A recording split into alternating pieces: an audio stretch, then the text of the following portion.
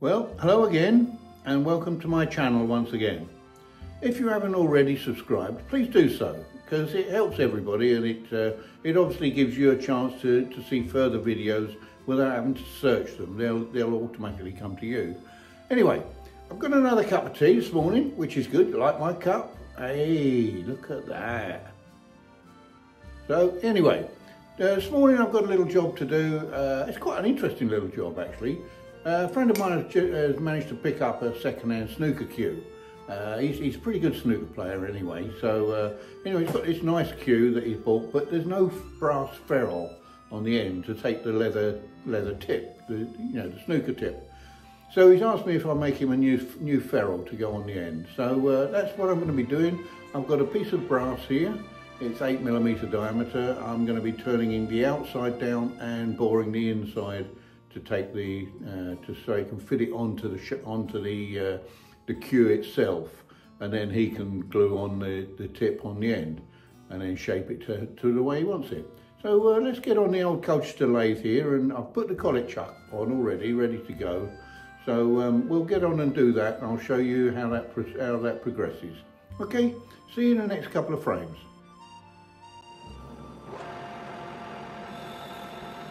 Right, well here we go. First part of this process is literally just to turn down, or face off first of all, and then turn down the outside diameter, just so that we can get down to 7.5mm diameter. It's pretty small, but it's not too bad. It's the brass is turning quite nicely, so that's okay. So here we are, getting down to the finished diameter, which is 7.5mm diameter. I'll lift up the micrometer so that you can see just how accurate this needs to be. The main reason is because the wall is going to be so thin after I put the bore in it.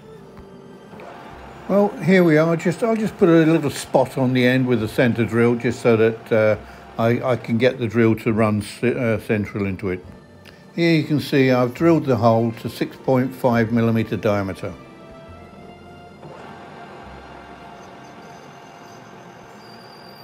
Here I'm using a 7mm slot drill, just to basically put a flat bottom into the hole itself. Obviously a drill has got a cone end, so I use a slot drill to put a flat in the bottom of the hole. I've got to take it easy a little bit because it could get quite hot, because the wall of the brass is actually quite thin. So I've got to take it canny. I'll squirt some lubricant and coolant onto it just to make sure it doesn't get too hot. So here you can see I'm using a ball gauge to measure the internal diameter, the bore size basically. I'll use a micrometer to measure the outside of the ball gauge. You just have to adjust them to go into the hole until you feel some resistance, and then put a micrometer on it just to measure the diameter. So they're quite a handy little tool. Here you can see I've just parted off the small ferrule. It was a bit difficult to get the whole video showing you the parting off, but there you can see the principle of it. So here we have the finished item. I'll pan around it as best as I can. Basically, it's a bit difficult to see. It's so small, so I can't really show you in any great detail, but it doesn't look too bad. Well, there we are. Nice little job. As you can see, it's a very, very small ferrule, just to go on the end of a snooker cue. Nice little job. Took about an hour, I suppose, that's all.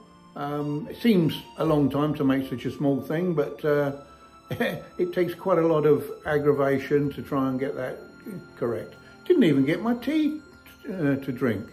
I think it's still warm actually, it hasn't gone cold yet. So anyway, hope you enjoyed that video. If you've got any comments to make, please send them in.